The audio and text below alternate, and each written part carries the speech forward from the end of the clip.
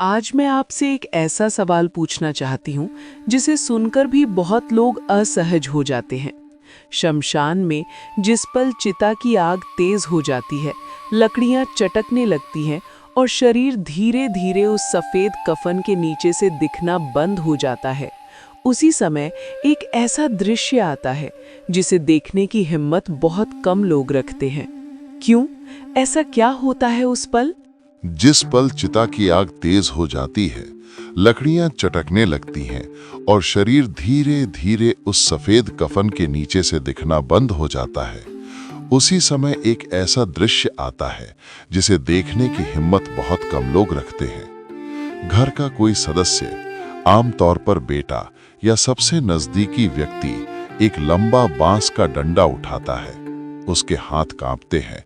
सामने वही शरीर है जिससे कल तक बात हो रही थी, और फिर वो उस जलती हुई चिता के बीच सीधे सिर पर वार करता है। खोपड़ी टूटती है, एक आवाज आती है और बहुत से लोग उसी पल अपनी नजरें फेर लेते हैं। कपाल क्रिया। यही तो, ये इतना डरावना है कि लोग नजरें फेर लेते हैं। लेकिन सवाल ये है, ये किया ही क्यों जाता है? क्या ये कोई क्रूर परंपरा है? क्या ये इंसान की संवेदनाहीनता है? सवाल ये नहीं है कि ये दृश्य डरावना क्यों है, सवाल ये है कि इसे किया ही क्यों जाता है। क्या ये कोई क्रूर परंपरा है? क्या ये इंसान की संवेदनाहीनता है? या फिर इसके पीछे ऐसा सच छिपा है जिसे जानने के बाद आपको एहसास होगा कि ये डंडा शरीर पर नहीं बल्कि आत्मा की आखिरी जंजीर पर मारा जाता है। आत्मा की आखिरी जंजीर? मतलब आप कह रहे हैं ये सिर्फ शरीर की क्रिया नहीं, कुछ और है? गरुड़ पुराण कहता है, मृत्यु एक क्षण नहीं है, मृत्यु एक प्रक्रिया है। शरीर भले ही सांस छोड़ दे, लेकिन चेतना तुरंत मुक्त नहीं होती। वो अटकी रहती है, उलझी रहती है, और सबसे ज्यादा जहां अटकती है वो है सिर। लेकिन सिर में ही क्यों? आत्मा को कैसे अटकना समझे? इसे समझने के लिए पहले उस भ्रम को समझना जरूरी है जिसमें मरने के बाद आत्मा फंस जाती है। जब इंसान मरता है तो उसे ये तुरंत एहसास नहीं होता कि वो मर चुका है। उसके लिए दुनिया अचानक बंद नहीं होती। वो अपने ही शरीर को नीचे पड़ा देखता है, अपने लोगों को रोते हुए देखता है। उसे लगता है कि ये सब कोई सपना है, कोई अस्थायी बेहोशी है, और उसका ध्यान बार बार उस चेहरे पर जाता है, उस पहचान पर जिस पहचान के साथ उसने पूरी जिंदगी गुजारी। यही पहचान उसका सबसे बड़ा बंधन बन जाती है। तो आत्मा अपने चेहरे और पहचान को पकड़कर बैठी रहती है? गरुड़ पुराण में कहा गया है कि आत्मा का सबसे गहरा मोह शरीर के निचले हिस्सों से नहीं बल्कि मस्तिष्क और चेहरे से होता है, क्योंकि यहीं स्मृति रहती है, यहीं अहंकार रहता है, यही मैं कौन हूं की पूरी कहानी बंद होती है। जिस चेहरे को उसने आईने में देखा, जिस दिमाग से उसने फैसले लिए, जिस पहचान से उसने दुनिया में जगह बनाई, आत्मा उसे इतनी आसानी से नहीं छोड़ पाती। और यही कारण है कि मृत्यु के बाद भी चेतना का एक अंश सिर के भीतर अटका रह सकता है। लेकिन चिता में तो सब जल रहा होता है, फिर भी ये अटकाव कैसे? अब सोचिए, पूरा शरीर जल रहा है, हाथ पैर धड़ सब पंच तत्व में विलीन हो रहे हैं, लेकिन खोपड़ी शरीर की सबसे मजबूत हड्डी है। वो देर से जलती है। उसके अंदर मस्तिष्क है, तरल पदार्थ है, और जब आग की गर्मी बढ़ती है तो भीतर दबाव बनता है, ठीक उसी तरह जैसे बंद कुकर के अंदर भाप भर जाती है। लेकिन ये सिर्फ भौतिक विज्ञान नहीं है, गरुड़ पुराण इसे आध्यात्मिक दृष्टि से देखता है। यानी विज्ञान भी है और शास्त्रों की दृष्टि भी? वो कहता है, जब तक कपाल अखंड है तब तक आत्मा को ये भ्रम बना रह सकता है कि कुछ तो अभी बाकी है। जैसे कोई घर जल रहा हो लेकिन एक कमरा अब भी सलामत हो तो मन वहीं अटक जाता है। कपाल क्रिया उसी आखिरी कमरे को तोड़ने की प्रक्रिया है। ये कोई दंड नहीं है, ये एक उद्घोषणा है, एक अंतिम घोषणा। अब वापसी का कोई रास्ता नहीं। और इसलिए ये क्रिया तब की जाती है जब शरीर लगभग जल चुका होता है। इसीलिए ये क्रिया तब की जाती है जब शरीर लगभग जल चुका होता है। न पहले न बहुत बाद में, क्योंकि ये समय आत्मा के लिए निर्णायक होता है। उस क्षण आत्मा या तो पूरी तरह मुक्त होगी या फिर और गहरे मोह में फंस जाएगी। तो मतलब यही हुआ कि कपाल क्रिया क्रूरता नहीं बल्कि आत्मा को भ्रम से निकालने का संकेत है। कपाल पर किया गया वो प्रहार प्रतीकात्मक रूप से ये संदेश देता है, जिस दरवाजे से तुम इस शरीर में आए थे वही दरवाजा अब बंद किया जा रहा है। आपने कहा कपाल क्रिया अंतिम घोषणा है, अब वापसी का कोई रास्ता नहीं। लेकिन ये घोषणा सिर पर ही क्यों?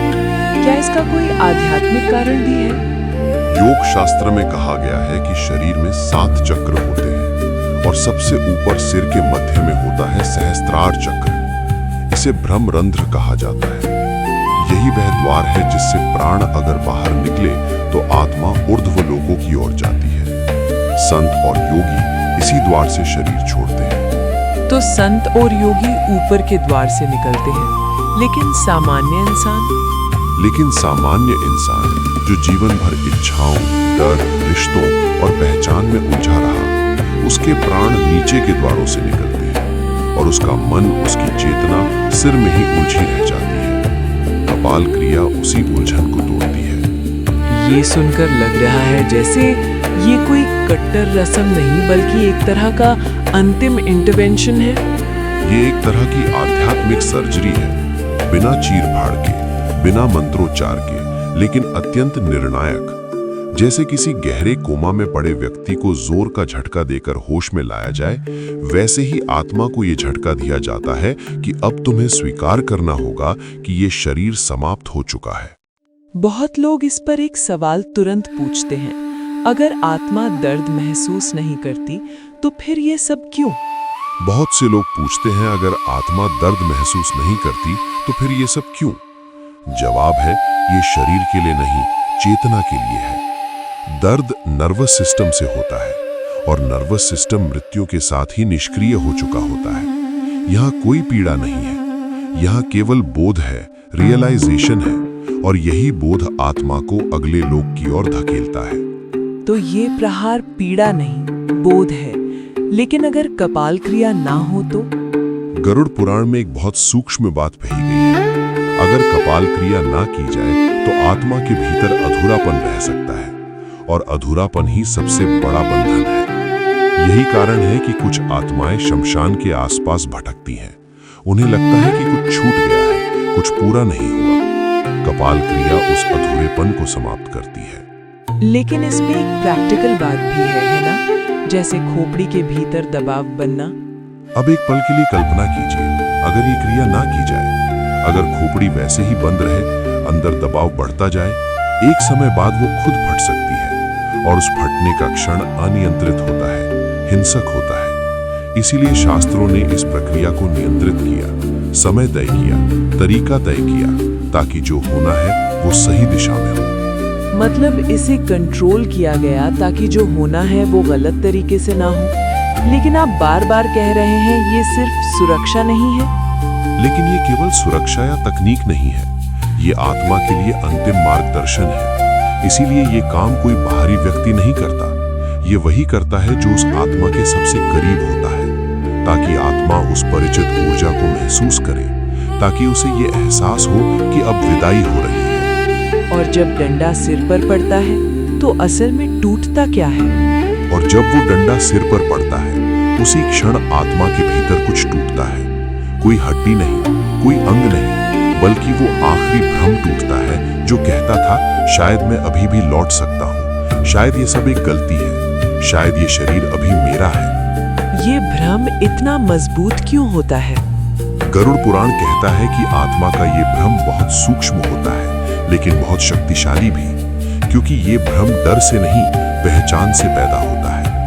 आत्मा को शरीर से उतना मोह नहीं होता जितना उस कहानी से होता है जो उसने अपने दिमाग में अपने बारे में बनाई होती है। मैं ये हूँ, मैं ऐसा दिखता हूँ, मेरा चेहरा ऐसा है, मेरी आवाज ऐसी है, और ये सारी कहानी सिर में बंद होती है। यानी चेहरा, आवाज, पहचान, यही तो मैं बनता है। इसीलिए कपाल को अहंकार का कक्ष भी कहा गया है। जीवन भर इंसान अपने चेहरे से पहचाना जाता है, फोटो में, आईने में, समाज में शरीर का बाकी हिस्सा ढका भी रहे तो पहचान चेहरे से ही होती है। मरने के बाद भी आत्मा उसी पहचान को पकड़कर बैठी रहती है। उसे लगता है कि अगर चेहरा बचा है तो शायद मैं भी बचा हूं। कपाल क्रिया इसी भ्रम को तोड़ने का अंतिम उपाय है। तो अंत में आप इसे किस एक लाइन में डिफाइन करेंगे? ये समझना बहुत जरूरी है कि ये क्रिया आत्मा को चोट पहुंचाने के लिए नहीं है, यह आत्मा को जगाने के लिए है। जैसे किसी गहरी नींद में सोए व्यक्ति को हिलाकर उठाया जाए। फर्क सिर्फ इतना है कि यहाँ नींद नहीं, मोह है, और उठाना नहीं, मुक्त करना है। आपने कहा यह आत्मा को जगाने के लिए है, मुक्त करने के लिए है, लेकिन मुक्त होने का मतलब क्या तुरंत ऊपर उठ जाना, या फिर आत्मा अभी भी किसी रास्ते पर अटक सकती है? गरुड़ पुराण में बताया गया है कि मृत्यु के बाद आत्मा के पास दो रास्ते होते हैं, एक ऊपर की ओर, दूसरा नीचे की ओर। ऊपर की ओर वही आत्माएं जाती हैं जो शरीर से पूरा वैराग्य कर लेती हैं। नीचे वही जाती हैं जो मोह में अटकी रहती हैं, और मोह का आखिरी अड्डा सिर होता है। तो सिर आखिरी अड्डा, और कपाल क्रिया? इसलिए कपाल क्रिया को दिशा परिवर्तन भी कहा गया है। जब तक सिर अखंड है, आत्मा बार बार नीचे की ओर देखती है, शरीर की ओर, पहचान की ओर। लेकिन जैसे ही कपाल टूटता है, आत्मा को यह एहसास होता है कि अब पकड़ने के लिए कुछ नहीं बचा, नीचे कुछ भी नहीं है, और तभी उसका ध्यान ऊपर की ओर जाता है। लेकिन लोग पूछते हैं, अगर ये इतना जरूरी है तो फिर हर जगह ये क्यों नहीं की जाती? बहुत से लोग पूछते हैं, अगर ये इतना जरूरी है तो हर जगह ये क्यों नहीं की जाती? इसका उत्तर भी गरुड़ पुराण में छिपा है। ये क्रिया हर आत्मा के लिए समान रूप से आवश्यक नहीं होती। जो आत्माएं जीवन में ही वैराग्य को समझ चुकी होती हैं, जिनका अहंकार ढीला पड़ चुका होता है, उनके लिए ये सिर्फ एक औपचारिकता रह जाती है। लेकिन जो आत्माएं जीवन भर मैं में डूबी रहती हैं, उनके लिए ये निर्णायक होती है। यानी ये आत्मा के अहंकार के हिसाब से डिसाइसिव होती है। इसीलिए इस क्रिया का भार सबसे नजदीकी व्यक्ति पर डाला जाता है, ताकि वो भी इस सत्य को देख सके, ताकि वो समझ सके कि जिस शरीर से वो जुड़ा था वो अब सिर्फ पंच तत्व है। आपने एक बात पहले कही थी, ये सिर्फ आत्मा के लिए नहीं, जीवित लोगों के लिए भी है। क्या यही वो हिस्सा है?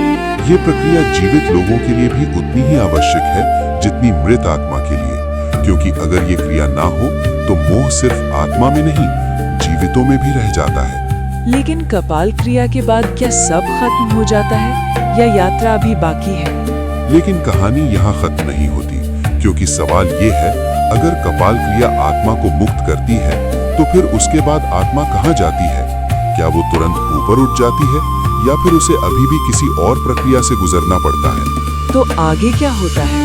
गरुड़ पुराण कहता है कि कपाल क्रिया के बाद आत्मा पहली बार पूरी तरह अकेली होती है। उसके पास न शरीर होता है, न पहचान, न कोई सहारा, वो सिर्फ चेतना होती है, और इसी अवस्था में उसे अगले 13 दिनों की यात्रा पर जाना होता है। ये अकेलापन कैसा होता है? आत्मा खुद को कैसे महसूस करती है?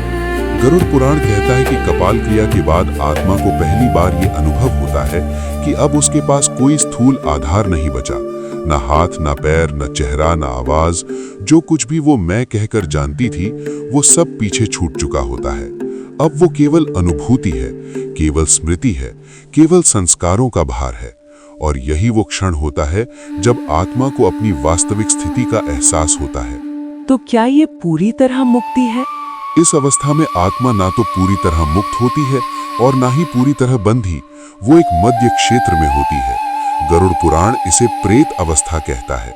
प्रेत अवस्था, लोग इस शब्द से ही डर जाते हैं। इसका मतलब डरावनी आत्मा होता है क्या? लेकिन ये शब्द अक्सर गलत समझा जाता है। प्रेत का अर्थ डरावनी आत्मा नहीं है। प्रेत का अर्थ है वो जो अभी आगे बढ़ नहीं पाया है, वो जो अभी अपनी यात्रा के पहले पड़ाव पर खड़ा है। और कपाल क्रिया इस अवस्था में क्या फर्क डालती है? अगर कपाल क्रिया सही समय पर और सही विधि से हो जाए तो ये प्रेत अवस्था बहुत छोटी हो जाती है।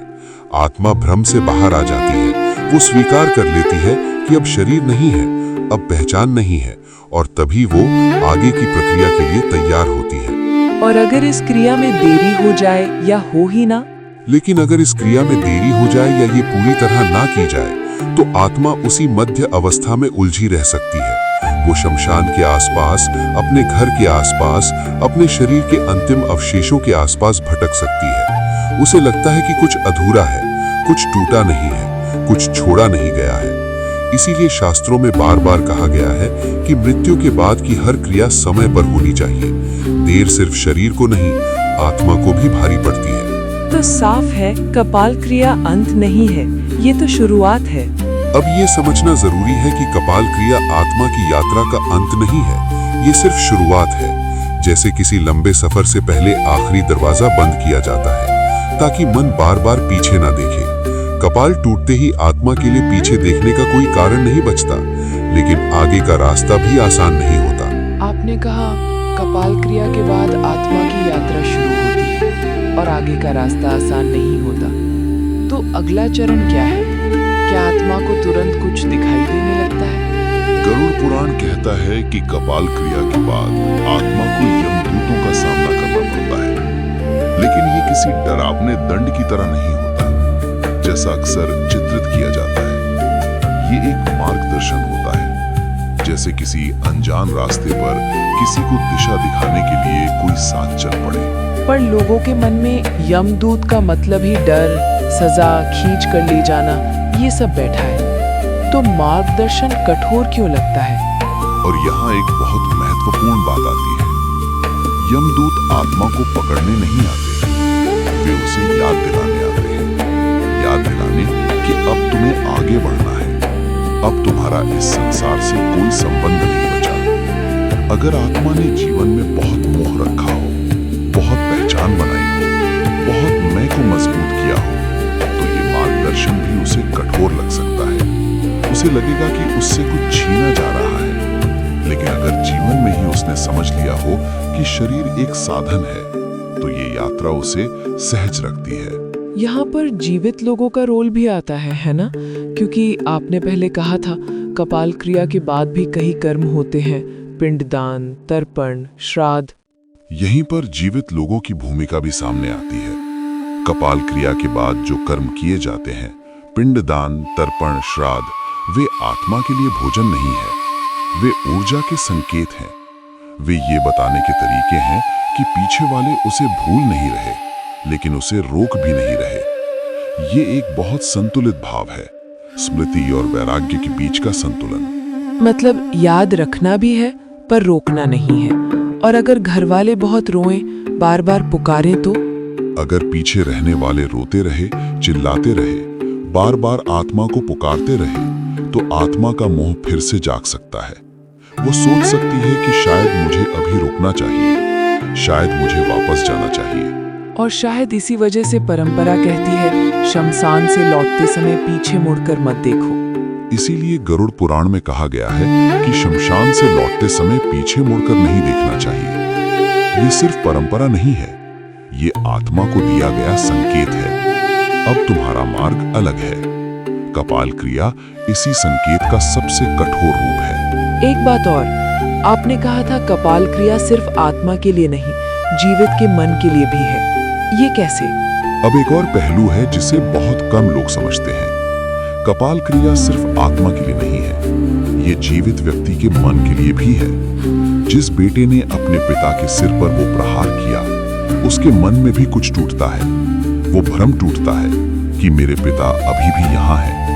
वो समझ जाता है कि अब जो बचा है वो सिर्फ स्मृति है, शरीर नहीं। इसीलिए अंतिम संस्कार के बाद लोग कहते हैं आज सब कुछ बदल गया। ये अनुभव उसे जीवन के प्रति अधिक सजग बनाता है, अधिक विनम्र बनाता है। यही कारण है कि अंतिम संस्कार के बाद लोग अक्सर कहते हैं आज सब कुछ बदल गया, क्योंकि सच में कुछ बदल जाता है, देखने का तरीका बदल जाता है। गरुड़ पुराण इसीलिए मृत्यु को सिर्फ मरे हुए व्यक्ति का विषय नहीं मानता। ये जीवितों के लिए भी एक शिक्षा है, एक चेतावनी है, एक आईना है।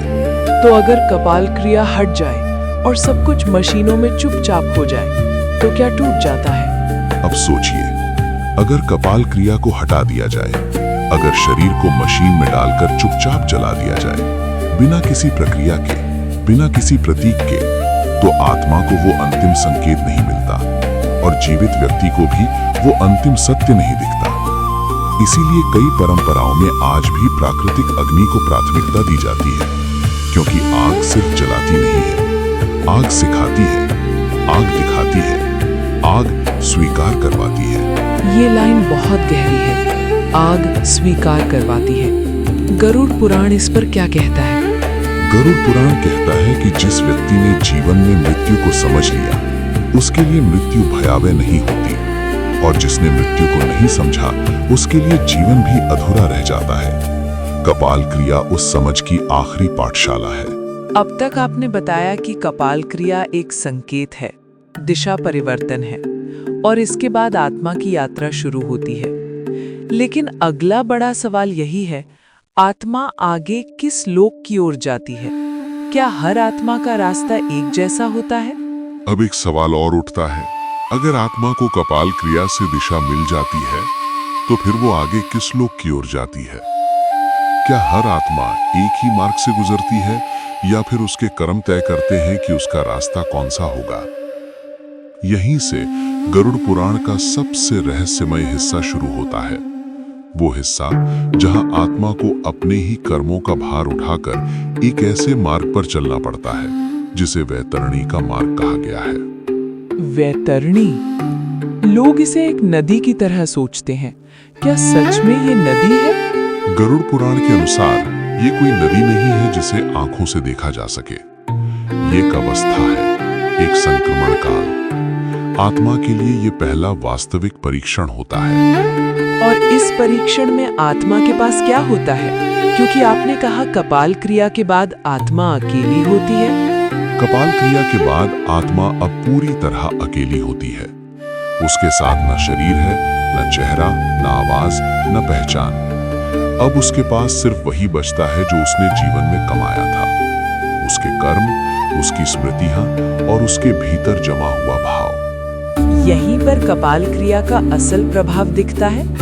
यहीं पर कपाल क्रिया का असली प्रभाव दिखाई देता है। जिस आत्मा का मुंह टूट चुका होता है, जिसके लिए सिर, चेहरा, पहचान अब मायने नहीं रखते, वो इस मार्ग को हल्केपन से पार करती है। लेकिन जिसने जीवन भर मैं को पकड़े रखा, जिसके लिए प्रतिष्ठा, रूप, नाम और स्मृति ही सब कुछ थे, उसके लिए ये मार्ग भारी हो जाता है।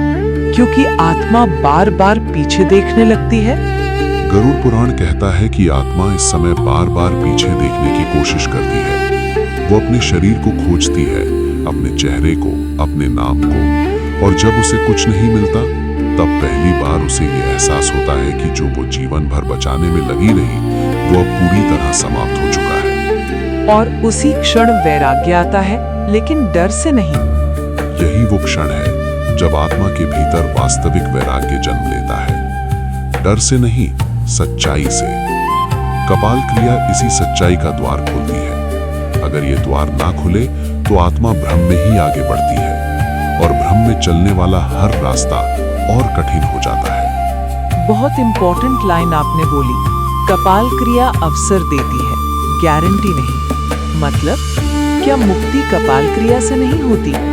इसलिए गरुड़ पुराण में कहा गया है कि कपाल क्रिया आत्मा को गति देती है, दिशा देती है, उसे बताती है कि अब पकड़ने के लिए कुछ नहीं है, अब सिर्फ चलना है। लेकिन यहाँ एक बहुत सूक्ष्म बात है, कपाल क्रिया आत्मा को मुक्त होने का अवसर देती है, गारंटी नहीं। मुक्ति कर्मों से आती है, लेकिन अगर ये क्रिया ना हो तो कर्मों का फल भी अटक सकता है, क्योंकि आत्मा सही अवस्था में ही नहीं पहुंची। इसीलिए शास्त्रों में इसे अनिवार्य नहीं, लेकिन अत्यंत आवश्यक कहा गया है। अब अंत का वो सवाल जो आपने खुद उठाया था, अगर ये सब इतना गहरा है तो लोग इसे सिर्फ रस्म क्यों मानते हैं? अब अंत में एक बहुत सीधा सवाल, अगर ये सब इतना गहरा है, इतना निर्णायक है, तो फिर आज लोग इसे सिर्फ एक रस्म क्यों मानते हैं? क्यों लोग आंखें फेर लेते हैं? क्यों इसे जल्दी जल्दी निपटा देना चाहते हैं? हाँ, क्यों? क्योंकि कपाल क्रिया हमें वो दिखाती है जिससे हम सबसे ज्यादा डरते हैं, अपना अंत। हम अपने जीवन में सब कुछ देख सकते हैं, दूसरों का दुख, दूसरों की मृत्यु, दूसरों का बिखरना, लेकिन जब बात अपने चेहरे की आती है, अपने सिर की आती है, अपने मैं के टूटने की आती है तो हम नजरें झुका लेते हैं। और कपाल क्रिया उस झुकी हुई नजर को ऊपर उठाती है। कपाल क्रिया उस झुकी हुई नजर को जबरदस्ती ऊपर उठाती है। वो कहती है, देखो यही सच है, यही अंत है, यही तुम्हारी सीमा है। और जो व्यक्ति ये सच जीवन में ही देख लेता है, उसके लिए मृत्यु सिर्फ एक परिवर्तन बन जाती है, डर नहीं। अब आप जिस जगह तक ले आए हैं, वहां एक बात बिल्कुल साफ है, ये सिर्फ मृत्यु की बात नहीं, सत्य की बात है। तो गरुड़ पुराण मृत्यु को कैसे देखता है? डर की तरह या बदलाव की तरह? इसलिए गरुड़ पुराण मृत्यु का महिमा मंडन नहीं करता, वो उसे स्पष्ट करता है। वो कहता है शरीर एक यात्रा का साधन है और हर साधन को एक दिन छोड़ा जाना है, लेकिन छोड़ने का तरीका तय करता है कि यात्रा कितनी सहज होगी। कपाल क्रिया उस छोड़ने की प्रक्रिया को पूरा करती है। और लोग इसे अक्सर क्रूरता समझ लेते हैं। ये शरीर के प्रति क्रूरता नहीं है, ये आत्मा के प्रति करुणा है। ये किसी धार्मिक कट्टरता का प्रतीक नहीं है, ये मनोवैज्ञानिक पूर्णता का संकेत है। ये हमें सिखाती है कि जो टूटना चाहिए उसे टूटने देना चाहिए, चाहे वो हड्डी हो, पहचान हो या अहंकार। यही वजह है कि शमशान में एक अलग तरह की शांति महसूस होती है। और शायद इसी कारण से शमशान में सबसे गहरी शांति होती है, क्योंकि वहां झूठ नहीं टिकता, वहां कोई अभिनय नहीं चलता, वहां हर इंसान बराबर होता है। राजा और भिखारी, सुंदर और कुरूप, प्रसिद्ध और अनजान, सब अंततः उसी आग के सामने खड़े होते हैं। और उसी आग के बीच कपाल क्रिया क्या घोषणा करती है? और उसी आग के बीच कपाल क्रिया ये घोषणा करती है, अब सब समाप्त है, लेकिन जो समाप्त होता है वही तो आगे बढ़ने का रास्ता बनाता है। अब आपका वो वाक्य जो मुझे सबसे ज्यादा चुभा भी और सच भी लगा, नजरें मत फेरिएगा, आप इसे कैसे कहेंगे एकदम आखिरी संदेश की तरह? इसलिए अगली बार जब आप किसी चिता के पास खड़े हो और वो क्षण आए जब बांस का डंडा उठाया जाए, तो डरिएगा मत, नजरें मत फेरिएगा, क्योंकि वो क्षण सिर्फ मृत्यु का नहीं है, वो क्षण सत्य का है। और सत्य को देखने वाला इंसान जीवन को कभी हल्के में नहीं लेता, क्योंकि जिसने अपने अंत को समझ लिया, उसने अपने जीवन का अर्थ भी समझ लिया।